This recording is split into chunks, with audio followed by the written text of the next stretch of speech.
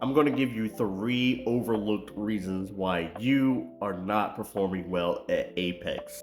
Number one, you don't lack confidence, you actually lack knowledge. For example, people running meta but not performing well with that meta. Let's say you hopped on the meta bandwagon and you are running Valk, Seer, and Axel.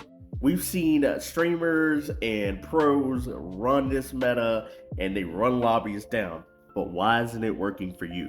Well, you might have the confidence because you're running a meta team, but do you have the knowledge of knowing why that team works? See, one of the important things about Apex is not only knowing your main character, but the other characters as well.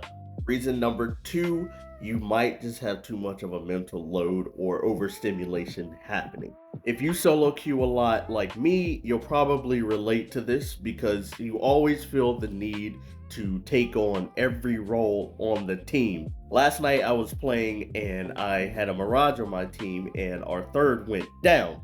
Now, instead of me letting the Mirage res like I should have, I'm the one that did the res.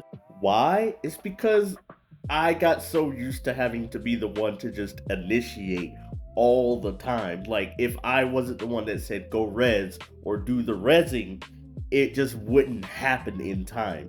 So I don't think there's anything inherently wrong with going for the insta res in that moment because somebody had to res regardless.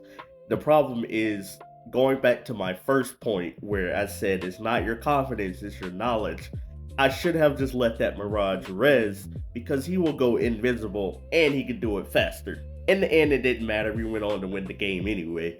But still, I took on that pressure, that mental load for what? I didn't have to.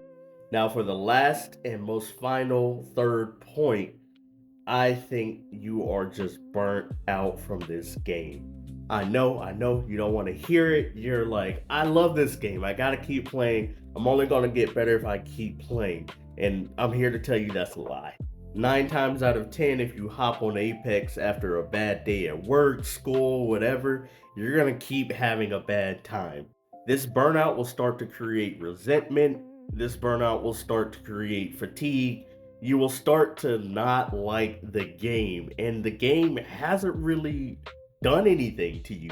If you ever popped in my stream, you'll see that there are times where I'm just analyzing and analyzing and analyzing, and then at the end of it, I say, well, that's just Apex, and there's not much I can do about it.